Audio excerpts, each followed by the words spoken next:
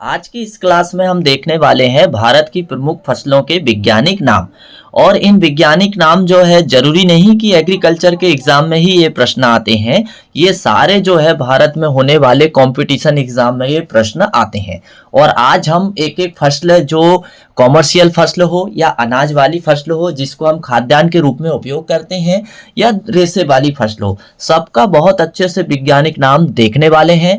तो नमस्कार दोस्तों, मैं सचिन राय और आपके अपने YouTube channel PAT with Sachin में एक बार फिर से आपका स्वागत है। और आज की क्लास आपके लिए बहुत महत्वपूर्ण होने वाली है और मैं आपको एक एक पॉइंट बहुत अच्छे से समझाने वाला हूं और थोड़ी सी एक्स्ट्रा या सामान्य जानकारी भी मैं आपको बताऊंगा। तो आ जाइए, जुड़ जाइए। तो देखिए, आज हम देखने वाले हैं भारत की प्रमुख फसलें के वैज्ञानिक नाम। तो सबसे पहले हम देखेंगे अनाज वाली फसलें। तो अनाज वाली फसलें में आपको पता है कि अनाज वाली फसलें उन्हें कहते हैं जिनसे अनाज मिलता है और उन अनाज को पीसकर रोटी के रूप में उपयोग किया जाता है। तो चलिए हम स्टार्ट करते हैं गेहूं। और ये गेहूं जो है विश्व की एक मोस्ट फसल है जो इसको खाद्यान्न के रूप में ज्यादा उपयोग किया जाता है। इसका वैज्ञानिक नाम क्या है? Triticum aestivum. फैमिली कौन सी है? ग्रेमनी। और इसका यदि गुणसूत्र देखें तो 42 होता है। कितना होता है गुणसूत्र? 42 होता है। और विश्व में यदि खाद्यान्न फसल में हम देखें तो प्रथम स्थान आता है गेहूं का और दूसरा स्थान धान का आता है। लेकिन बात आती है कि एशिया में यदि कौन सी अन्न वाली फसल का प्रथम स्थान आता है, तो एशिया की हम बात करें, एशिया द्वीप समूह की, तो उसमें धान का प्रथम स्थान आता है। लेकिन वर्ल्ड में, विश्व में सबसे ज्यादा खाए जाने वाली जो फसल है अनाज वाली, वो है गेहूं की। तो गेहूं की होगी सामान्य जानकारी। मैं समझता हूं कि आपको बहुत अच्छे से समझ में आता होगा। अब हम देखेंगे चावल और आइजा सटाइवा। फैमिली कौन सी है? ग्रेमनी। और चावल का उत्पत्ति स्थान क्या है? दक्षिण पश्चिम एशिया या इंडो बर्मा भी इसका उत्पत्ति स्थान मानते हैं। और इसमें गुणसूत्र की संख्या तो धान में गुणसूत्र की संख्या 24 भी होती है और 40 भी होती है। ऐसे तो हम देखें तो धान भी दो प्रकार की होती है, जैसे एक होता है ओराइजा सटाइवा और दूसरी होती है ओराइजा ग्लिम्बेरिमा। फिर इसके बाद में हम देखते हैं मक्का। मक्का का वैज्ञानिक नाम जियामेज है और इसकी फैमिली कौन सी है? ग्रेमनी। और मक्का में यदि गुणसूत्र की हम बात करें तो मक्का में गुणसूत्र की संख्या 20 होती है।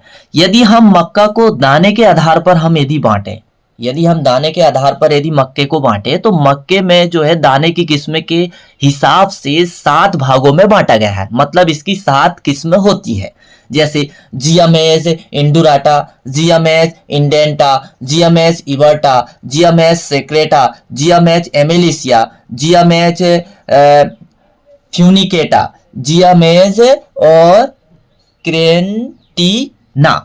तो ऐसी बहुत सारी मक्का वाली जो किस्में हैं आ जाती है। लेकिन आपको केवल पीएटी में या कोई एग्रीकल्चर कंपटीशन एग्जाम में पूछता है तो वो केवल यही पूछता है कि मक्का का वैज्ञानिक नाम बताओ और मक्का में गुणसूत्र की संख्या बताओ। तो मक्का में गुणसूत्र की संख्या 20 होती है और मक्का का उत्पत्ति स्थान है मैक्सिको।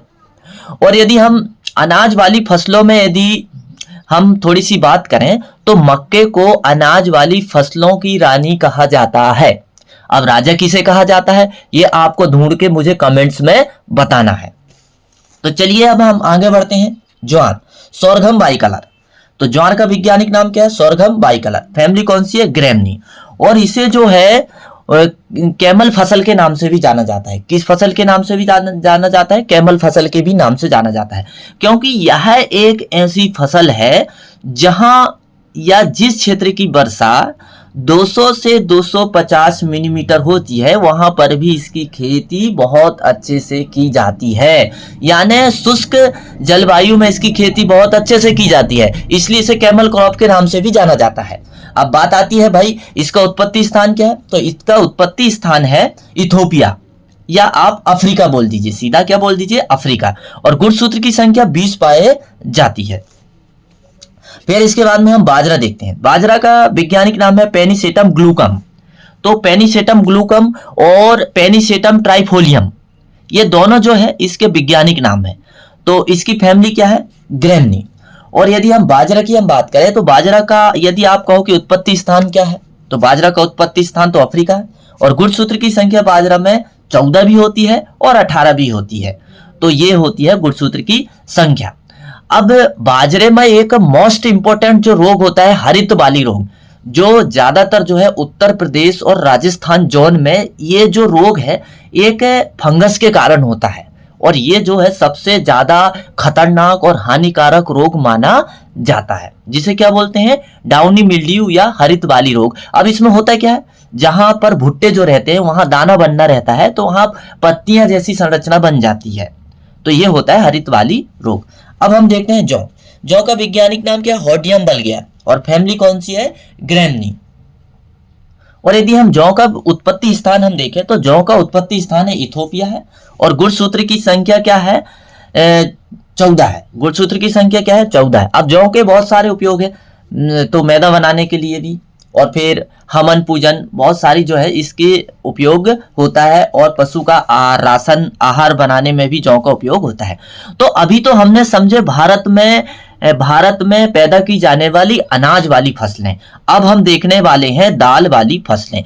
तो दोस्तों ये वीडियो जो है आपके लिए बहुत इंपॉर्टेंट होने वाला है, चाहे वो एग्रीकल्चर से संबंधित एग्जाम हो या दूसरे कोई भी कंपटीशन एग्जाम हो, ये सबके लिए बहुत इंपॉर्टेंट होने वाला है। यदि आप मेरे चैनल में पहली बार मेरा वीडियो देख रहे हैं तो निश्चित ही है आप मेरे चैनल को जो है सब्सक्राइब कर लीजिए, और यदि वीडियो आपको पसंद आता है तो लाइक कर दीजिए, और यदि आपको और भी कोई एक्स्ट्रा जानकारी चाहिए तो आप मुझे कमेंट्स करिए, मैं बिल्कुल एक एक पॉइंट आपको बहुत अच्छे से समझाने वाला हूं। लेकिन एग्रीकल्चर से संबंधित एग्जाम उनके लिए तो ये जो है ये एक ब्रह्मास्त्र है, क्योंकि हमेशा यहां से एक या दो प्रश्न आते ही हैं। या तो आपको यकीन ना होता हो तो आप प्रीवियस ईयर में आए हुए प्रश्न पत्र को उठाकर एक बार चेक कर लीजिए। तो चलिए अब दाल वाली फसलें देखते हैं। दाल वाली फसलें में चना है। चना में पहला क्या है, चना का वैज्ञानिक नाम है साइसर एरिटिनम, फैमिली कौन सी है, लेगुमिनेसी।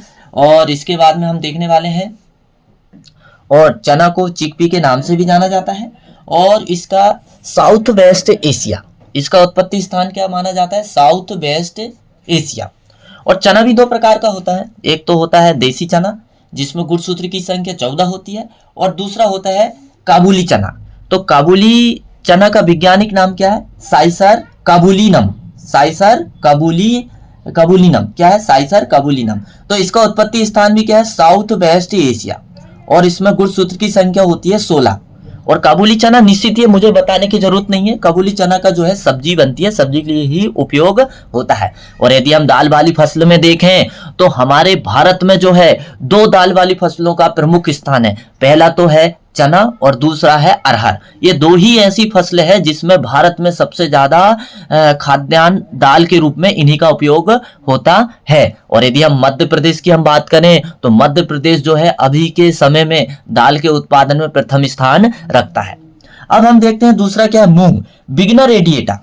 गुणसूत्र की संख्या यदि हम देखें मूंग में तो क्या होती है, तो इसमें जो है गुणसूत्र की संख्या 22 भी होती है और 24 भी होती है। यदि हम इसका मूंग का जो है बिगनर रेडिएटा का देखें, उत्पत्ति स्थान तो भारत ही है। बिगनर रेडिएटा का जो है उत्पत्ति स्थान क्या है, भारत है।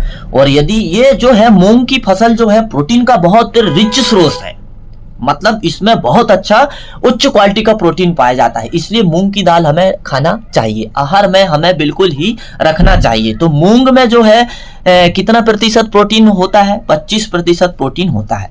अब इसके बाद में हम उड़द देखेंगे। उड़द का वैज्ञानिक नाम है बिगना मुंगो, और उड़द के बीज को ब्लैक ग्राम के नाम से भी जाना जाता है। और फैमिली क्या है इसकी, लेगमुनेसी। और उत्पत्ति स्थान क्या है उड़द का, तो उड़द का उत्पत्ति स्थान जो है यदि हम देखें तो इसका उत्पत्ति स्थान भारत है। और गुणसूत्र की संख्या कितनी पाई जाती है, 22 से 24। और जी हाँ, उड़द भी जो है एक अच्छे प्रोटीन वाली दाल है, तो हमें इसको आहार में जरूर लेना चाहिए।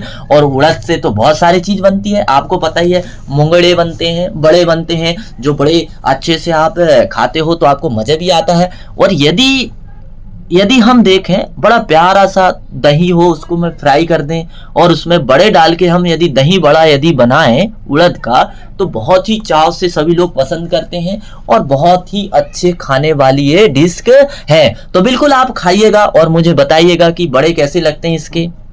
तो बिल्कुल मैं और अच्छे तरीके बताऊंगा बड़े कैसे बनाए जा सकते हैं। तो चलिए हम थोड़ा सा पढ़ाई के साथ साथ में हम आपका थोड़ा सा मनोरंजन का भी ध्यान रखते हैं, ऐसा नहीं है। तो आपको भी थोड़ा सा, अब जिसका यदि बड़ा खाने का मन हो तो वो बिल्कुल अपनी मम्मी से बोल के बड़ा जरूर बनवाए। तो चलिए अब हम आगे देखते हैं फसल। उड़द के बाद आती है अरहर। तो अरहर जैसे हमने बात करें अभी, ये दाल वाली फसल में हम देखें तो पहला स्थान चना का आता है और दूसरा स्थान अरहर का आता है। ये दो ही मोस्टली जो है सबसे ज्यादा highest production of India country is pulse crop. मतलब कि दाल के क्षेत्र में यदि हम देखें सबसे ज्यादा जो है दाल के रूप में इन्हीं को ही पैदा किया जाता है भारत में। तो अब हम अरहर को देखें तो अरहर का वैज्ञानिक नाम क्या है, कैजेनस कजान, और फैमिली क्या है, लेगुमिनेसी। और अरहर में यदि हम गुणसूत्र की संख्या यदि हम देखें, गुणसूत्र की संख्या 22 होती है। और इसे नए नए तरीके से जाना जाता है, जिसे पिजन पी के नाम से जाना जाता है। और पीएटी वाला क्या पूछता है, लाल दाना किसे कहते हैं, ऐसा पूछता है। लाल दाना किसे कहते हैं, रेड ग्राम किसे कहते हैं। तो ये अरहर को रेड ग्राम के नाम से जाना जाता है। कभी कभी ये एमपी टेट है, ये बहुत सारे एग्जाम में प्रश्न आए हुए हैं जो मैं आपको आज कंप्लीट करवा रहा हूं। तो ये मेरी क्लास को मिस नहीं करिएगा, नहीं तो आपके 2 नंबर कटने वाले हैं।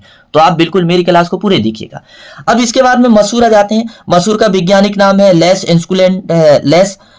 स्कुलेंटा, और फैमिली क्या है, लेगुमिनेसी। और ये मसूर जो है ऐसी दाल वाली फसल है जो प्रोटीन का एक अच्छा स्रोत है, और इसे लेंटिल के नाम से भी जाना जाता है। और यदि हम इसका उत्पत्ति स्थान देखें मसूर का, तो मसूर का उत्पत्ति स्थान है मेडिटेरियन रीजन होता है। और गुणसूत्र की संख्या क्या होती है, 14 होती है। और मसूर जो है हमारे मध्य प्रदेश में काफी अच्छी इसकी जो है पैदावार है, और उत्पादन भी बहुत अच्छा होता है। तो ये अब हमने देखे मसूर। अब हम देखेंगे मटर, पाइसम सटाइवम एल, फैमिली क्या है, लेगुमिनेसी, और गुणसूत्र की संख्या 14 होती है। देखो मटर 2 प्रकार का होता है, एक तो टेबल मटर होता है और एक तो जो होता है दाल वाला मटर। और मटर का यदि हम उत्पत्ति स्थान देखें तो इथोपिया है, या तो फिर इसे अफ्रीका में भी इसका उत्पादन होता है। तो यदि हम देसी मटर देखें जिसकी दाल बनती है तो उसमें गुणसूत्र की संख्या 14 होती है। कितनी होती है, 14। और यदि हम यदि सब्जी वाला मटर देखें तो उसमें भी गुणसूत्र की संख्या कितनी होती है, 14 होती है। तो अब बात आती है बहुत इंटरेस्टिंग, और मटर को क्या कहा जाता है, दालों की रानी कहा जाता है। मटर को क्या कहा जाता है, दालों की रानी कहा जाता है। तो दालों का राजा किसे कहा जाता होगा, आप गूगल में सर्च करिएगा और मुझे बताइएगा, मैं फिर आपको बहुत अच्छे से बताने वाला हूं। और मटर में यदि हम देखें प्रोटीन की जो मात्रा होती है मटर की दाल में तो 22% होती है। अब हम मोठ देखते हैं। मोठ को फेजियोलस एकांटीफोलियस, इसका वैज्ञानिक नाम क्या है, फेजियोलस एकांटीफोलियस, और फैमिली क्या है, लेगुमिनेसी, फैमिली क्या है। और इसका उत्पत्ति स्थान है इंडिया, और गुणसूत्र की संख्या इसमें 24 पाई जाती है। अब ये बताइएगा मैं मोठ से क्या बनता है। मोठ से आपने सुना होगा दाल मोठ, चूड़ा, ये सारा इससे बनता है। और ये जो फसल है सबसे ज्यादा शुष्क क्षेत्रों में उगाए जाने वाली फसल है। मतलब ऐसे क्षेत्रों में इसकी खेती होती है जहां पर पानी बहुत ही कम है, आवश्यकता से बहुत ही कम है। तो इसमें जो है जैसे जड़िया है, ज्वाला है, ये सब इसकी किस्म है। और मोठ का सबसे ज्यादा उत्पादन होता है राजस्थान में। कहां पर होता है, राजस्थान में। तो चलिए अब हम अगला देखते हैं, चावला। तो चावला जो है एक सब्जी वाली बहुत अच्छी फसल है। इसके दाने को भिगोकर सब्जी भी बनाया जाता है, और इसका जो है दाल के रूप में भी उपयोग किया जाता है। चावला, इसका वैज्ञानिक नाम है बिग्ना साइनेंसिस, और फैमिली क्या है, लेगुमिनेसी। तो ये अभी हमने देखे दाल वाली फसलें। अब हम देखने वाले हैं नगदी फसलें। नगदी फसलें मतलब ऐसी फसलें होती है तुरंत काटो और ले जाके बेच दो, और वहां से बढ़िया अच्छी बड़ी बड़ी गड्डी ले आइए, 500 के नोट वाली, 200 के नोट वाली और 100 के नोट वाली। तो ये होती है नगदी फसलें। अब नगदी फसलें में मोस्टली जो है सबसे पहला स्थान किसका आता है, गन्ने का आता है। गन्ने का, सुगर कैन का। इसका वैज्ञानिक नाम क्या है, सैकरम ऑफिसिनेरम। क्या है, सैकरम ऑफिसिनेरम। और फैमिली कौन सी है, ग्रैमनी। और उत्पत्ति स्थान क्या है, न्यू गिनी। और गुणसूत्र की संख्या क्या है, गन्ने की किस्म के अनुसार वैसे तो इसकी गुणसूत्र संख्या मानी जाती है 80। कितनी मानी जाती है, 80। गन्ने में 3 वैरायटियां होती है, तो तीनों का मैं आपको वैज्ञानिक नाम एक बार रिवीजन करा देता हूं। सैकरम ऑफिसिनेरम, जिसमें इसका उत्पत्ति स्थान है न्यू गिनी, और इसमें गुणसूत्र की संख्या 80 होती है। फिर सैकरम साइनेंसिस, इसका उत्पत्ति स्थान है north east Asia, saccharum sinensis, इसका उत्पत्ति स्थान है नॉर्थ ईस्ट एशिया और गुणसूत्र की संख्या 124 होती है। फिर तीसरा आता है सैकरम बारबेरी, इसका उत्पत्ति स्थान नॉर्थ ईस्ट एशिया और इसमें गुणसूत्र की संख्या होती है 82। अब निश्चित ही आप समझ गए होंगे। और यदि हम टेक्सटाइल क्षेत्र में देखें या फिर हम सीरा या शक्कर या गुड़ या बहुत सारे एल्कोहलिक फैक्ट्री में, यदि हम बहुत सारे हम देखें तो जो है गन्ना का बहुत ही ज्यादा महत्व है। गन्ना एक मोस्ट इंपॉर्टेंट व्यापारिक या औद्योगिक फसल है, क्योंकि ये जो है यदि हम जीडीपी में देखें तो इस फसल का जो है बहुत ही ज्यादा स्थान ये अपना रखता है। तो निश्चित ही आपको गन्ना बहुत अच्छे से समझ में आया होगा। अब आलू कैश क्रॉप कैसे है? आलू का तना काटिए और बस आलू भूमि से निकालिए और ले जाके सीधे बाजार में बेच दीजिए तो तुरंत आपको नकदी पैसा मिलेगा। इसीलिए इसे नकदी फसल के नाम से भी जाना जाता है। वैज्ञानिक नाम क्या है? Solanum tuberosum. फैमिली क्या है? Solanaceae family. उत्पत्ति स्थान है साउथ अमेरिका और गुणसूत्र की संख्या 48 पाई जाती है। जैसे दाल का राजा होता है वैसे ही सब्जी का राजा क्या है? वैसे ही सब्जी का राजा क्या है? आलू है। सब्जी का राजा क्या है? आलू है। तो आपको बताना है कि सब्जियों की रानी क्या कहलाता है? राजा तो मैंने आपको बता दिया, तो सब्जियों की रानी आप मुझे कमेंट्स करके जरूर बताइएगा। साथ में ही जो है आलू यदि हम देखें तो उत्तर प्रदेश जो है आलू का गढ़ है। सबसे ज्यादा जो है उत्तर प्रदेश में आलू की खेती होती है और मोस्टली जो है एक साल में वहां पर जो है 2 से 3 बार इसकी फसल ली जाती है और इसकी प्रोडक्टिविटी भी प्रति हेक्टेयर में बहुत अच्छी है। और आलू जो है सभी सब्जियों में बहुत मुख्य स्थान रखता है। अब इसके बाद में हम देखने वाले हैं तंबाकू। तंबाकू का वैज्ञानिक नाम यदि हम देखें तो निकोटियाना स्पीसीज। फैमिली कौन सी है? सोलेनेसी। और एक कैश क्रॉप में ये मुख्य स्थान रखने वाली फसल है। और यदि हम तंबाकू का उत्पत्ति स्थान देखें तो सेंट्रल अमेरिका है। और गुणसूत्र की संख्या जितनी आलू में 48 होती है सेम इतनी ही इसमें 48 होती है। और जो है तंबाकू में बहुत सारी क्रिया की जाती है, क्यूरिंग की जाती है और बहुत सारी ऐसी क्रियाएं तंबाकू में की जाती है। तो हम तंबाकू के बारे में और भी विशेष जानकारी देखेंगे, लेकिन इससे पहले हम और जो हमारे वैज्ञानिक नाम बचे हैं हम उनको पूरा कर लेते हैं। अब हम देखते हैं तिलहनी फसलें। तो तिलहनी फसलें में हम देखेंगे सरसों ब्रेसिका स्पीसीज। सरसों ब्रेसिका स्पीसीज। फैमिली कौन सी है? कुर्सीफेरी। क्या है फैमिली? कुर्सीफेरी। और यदि हम देखें इसमें गुणसूत्र की संख्या कितनी होती है तो गुणसूत्र की संख्या मस्टर्ड गुणसूत्र की संख्या 20 होती है। और सरसों का उत्पत्ति स्थान हम यदि देखें तो इसका उत्पत्ति स्थान है अफगानिस्तान। क्या है इसका उत्पत्ति स्थान? क्या है? अफगानिस्तान। और जो है सरसों जो है तिलहन वाली फसलों में एक मुख्य स्थान रखने वाली फसल है। अब इसके बाद जो देखेंगे हम देखने वाले हैं सूरजमुखी। सूरजमुखी का वैज्ञानिक यहाँ पर ये गलत दिया है, ये सोयाबीन है। सोयाबीन का वैज्ञानिक नाम है ग्लाइसिन मैक्स और फैमिली कौन सी है? लेगुमिनेसी। और सोयाबीन का उत्पत्ति स्थान है क्या है? चीन है। सोयाबीन का उत्पत्ति स्थान चीन है। और सोयाबीन जो है दाल वाली फसलों में महत्वपूर्ण स्थान रखने वाली एक फसल है जो आपको बहुत अच्छे से पता है। और इसमें गुणसूत्र की संख्या क्या होती है? 40। अच्छा, अब सोयाबीन में क्या मुख्य है? तो सबसे पहले जो है सोयाबीन जो है 1960 में अमेरिका से भारत में लाया गया और सोयाबीन की जो है 3 वैरायटी लाई गई थी। पहले 3 वैरायटी कौन कौन सी है? ब्रेग है, ली है, क्लर्क 64 है। ये 3 जाति ही सबसे पहले भारत में सोयाबीन की लाई गई थी। और अमेरिका से सीधा कहां पर लाया गया? भारत में। और भारत में पहला जो है महाराष्ट्र, और महाराष्ट्र के बाद धीरे से फिर मध्य प्रदेश में सोयाबीन का आगमन हुआ। और आज देखिए कि मध्य प्रदेश सोयाबीन का किला के नाम से जाना जाता है। मतलब भारत में यदि हम देखें तो सबसे ज्यादा जो है सोयाबीन का उत्पादन और सोयाबीन की खेती मध्य प्रदेश में ही होती है।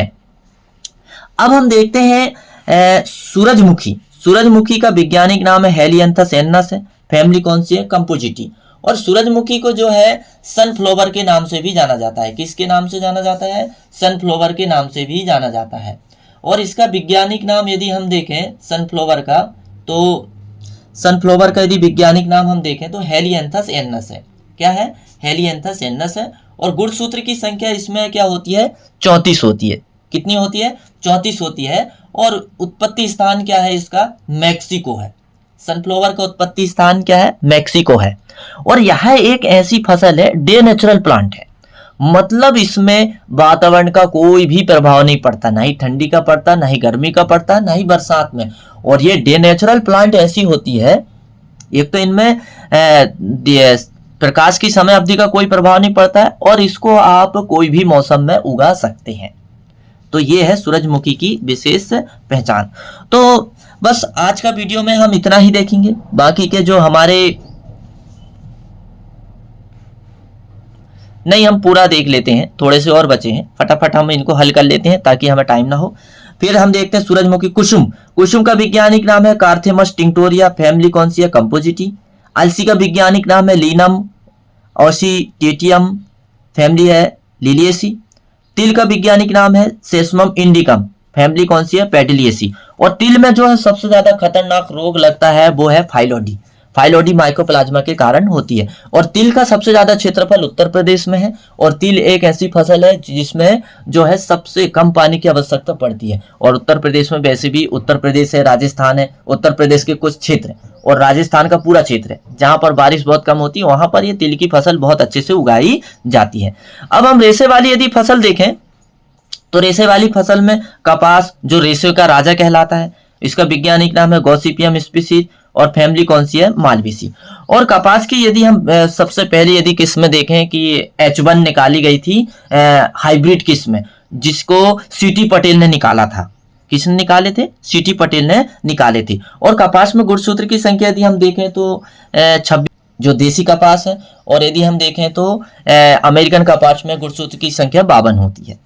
फिर इसके बाद में हम जूट देखेंगे। जूट भी एक है जो है जिससे टाट बनती है, रस्सी बनती है, और जूट की बोरियां बनती है, बहुत सारे जूट से सामान बनते हैं। उसका वैज्ञानिक नाम क्या है? Corchorus species. और फैमिली कौन सी है? टीएसी है। फैमिली कौन सी है जूट की? टीएसी है। और जूट का उत्पत्ति स्थान क्या है? इंडो बर्मा है। और गुणसूत्र की संख्या इसमें 14 पाई जाती है। अब एक तो जूट भी दो प्रकार से होता है, एक तो अमेरिकन जूट होता है, अफ्रीका में पाए जाने वाला जूट होता है, दूसरा भारत में पाए जाने वाला जूट होता है। तो भारत में पाए जाने वाला जूट का वैज्ञानिक नाम तो हमने देख लिया, कोरकोरस स्पीसीज या कोरकोरस कैप्सुलेरिस, है ना। और जो अफ्रीका, जो विदेश में पाए जाने वाला जो जूट है जिसे तोसा कहते हैं, अफ्रीकन कहते हैं, उसका नाम क्या है? कोरकोरस ओलेटेरियस। और इसमें गुणसूत्र की संख्या कितनी होती है? 14 होती है।